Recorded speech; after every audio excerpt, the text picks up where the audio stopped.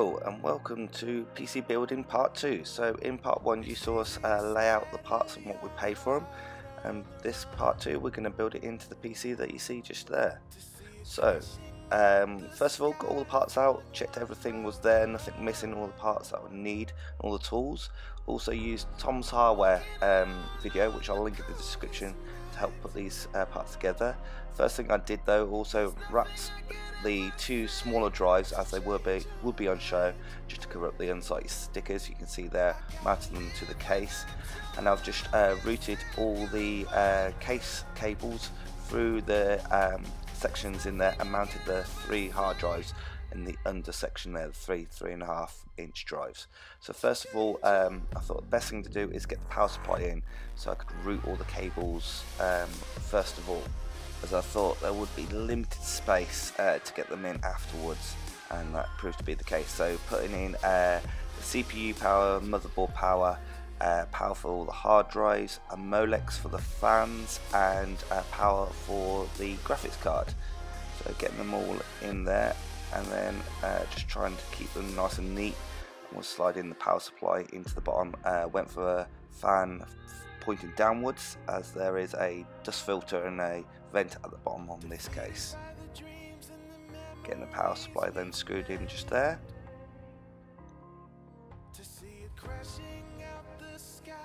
And then what I did is just use a bit of masking tape just to tape the cables that I didn't need out of the way, just to give us a bit more space, which I definitely found very handy. Pushing a 24 pin motherboard power through the gap there, and then also the power for the graphics card, but I did end up rerouting that through the slot at the bottom that you can see there, so we did end up moving that. Then plugging in power for the hard drives at the bottom. We've got 3.5 inch drives at the bottom of the case there.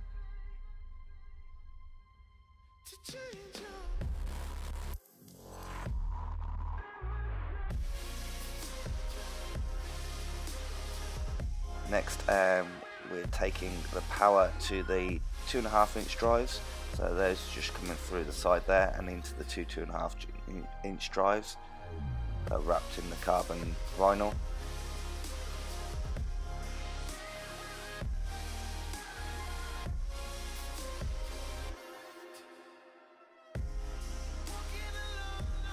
Making sure the dog's okay at the same time. Right, so this one was definitely important. So this one's the CPU power. There's a little slot at the top of the case. Routed that early on as there wasn't much space to get it behind the motherboard once the motherboard was in.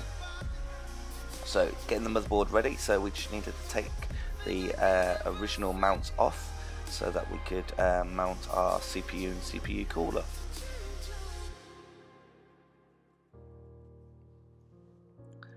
Getting the mount ready, so the mount is available for Intel and AMD, so you use the AMD markings on there and basically pop the screw through, and then a little locking plastic part there. This is for the Cooler Master Hyper 212 Evo that we've got.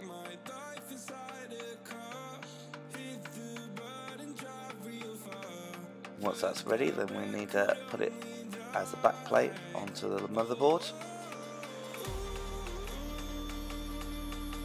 And then we've got these standoffs that go on the top of those screws, and that gives it the right height and right pressure onto the motherboard.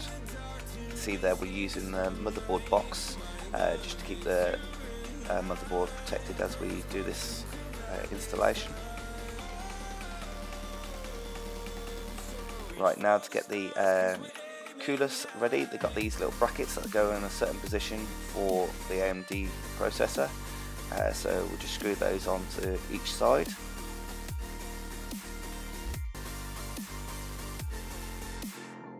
And then we need to get the CPU ready, so out it comes out of the box, out of the little plastic holder.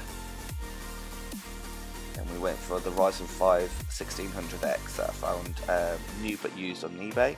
Opening the lock and lever, you can see the little triangle there that lines up with the triangle on the CPU. All the pins are straight, so there's no issues there. There's a gold triangle in the corner. And then we place this down into the socket with the lock and lever bar up. You won't need any force to push this CPU in, so you just literally lay it in and it should just slot straight in. what I do is just give it a little wiggle just to make sure that it is seated. It's all okay, and I'll lock the locking lever down. Now the Hyper 212 comes with some thermal compound, popping in about the size of a small pea on there, just in the centre of the CPU, and then we lower the cooler onto there. You see it lines up with the posts, and then screwing it down using it opposing, so going to corner just to distribute the load there. Just get a couple of threads on first, and then you can go around and tighten them up afterwards.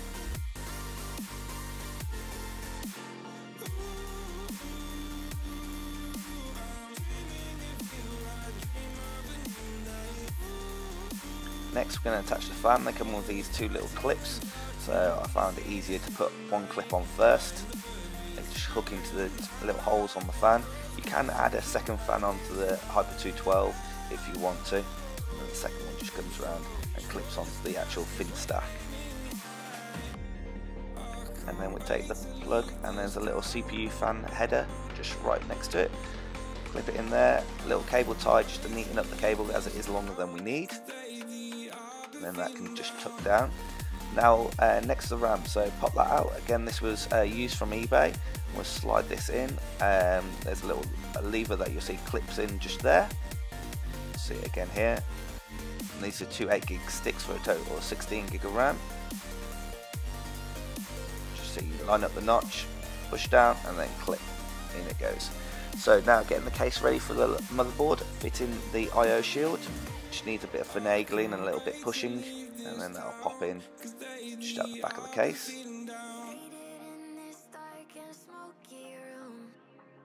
Now the motherboard, so slowly lower it in and try and lower it in towards the I/O shield first, and it should kind of clip in there. And then on this board there's 9 screws, so again using different corners just to keep the load even, mean that you don't end up with it in one corner and out the other. So you can see there I went middle, then the edges. There's a total of 9 Phillips screws that need to go in there. One is quite tricky to get because it's right by the VRM heatsink and the heatsink, so you'll see that in a minute. It is a little bit tricky to get to, but not impossible.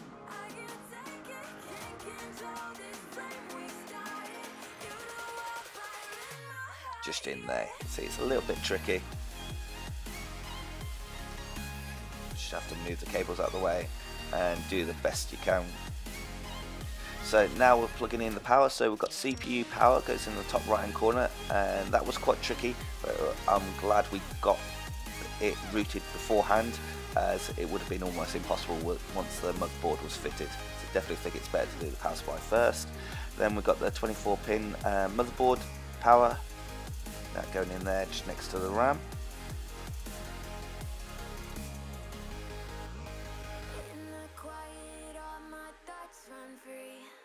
There we go, and feed it through the hole. Now we've got the USB 3 header. That's just literally plug and play, that just clips straight in. And again, run it through the hole just right next there. We've put in the USB 2 and then just plug in the SATA ports. Only done one to start off with, just to get the boot drive up, and then we'll plug in the rest later. So now getting the manual out, so now we've got the case headers that need to go on there, so it's things like the hard drive indication light, the power switch, and the HD order reset switch and things like that. So getting the manual out so we know which headers at which, and then just slowly getting those on the correct headers. You can see there where we've routed it through, just the little hole just below it. And they just slide straight on.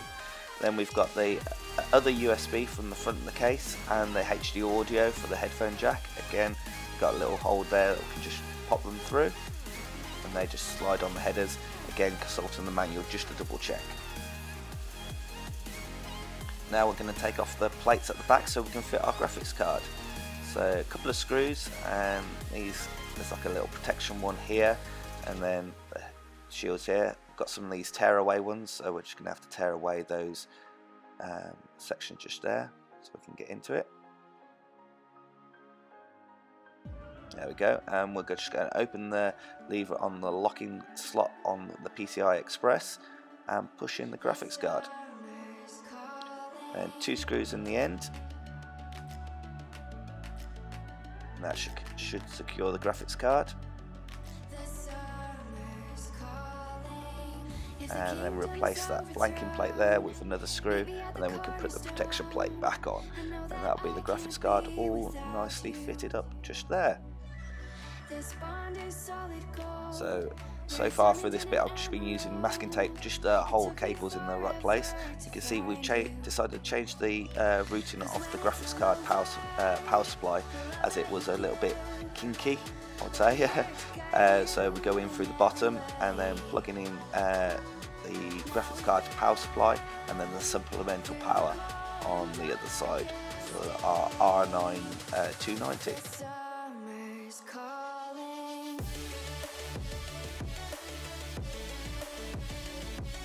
That just locks into there.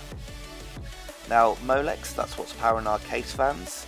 So they come with this little fan hub, so plug in all 4 fans into there and then into Molex, and then they're controlled by an infrared switch receiver that we can control fan speed and colour. Fantastic. So now it's just going around just checking everything's connected. You'll see a couple of SATA data cables hanging out there, and that's just because I didn't want them connected yet, because I just want to get it installed onto a drive. Next, plugging it into power. Let's turn on the power supply and we get lights, which is good, a good sign. So let's see if it powers on is the next thing. And it does, which is great. You can see it's going through its first post process on the motherboard there. You can see the light there changing colour. But just check in that there's nothing interfering with any kind of fans, no unusual noises, and it looks like it's a success. So you can see there the cable's a bit of a mess, but that's just going to be all cable tied. So just plugging it in and making sure it gets to BIOS and everything's recognised, and it's a success. So everything's working, everything's reporting. There you can see the new routing of the graphics card, how it's gone through the slot at the bottom. It's nice and clean, and then we could cable manage it after everything's working. So yeah, really pleased with the results. It's the first time I've built a PC in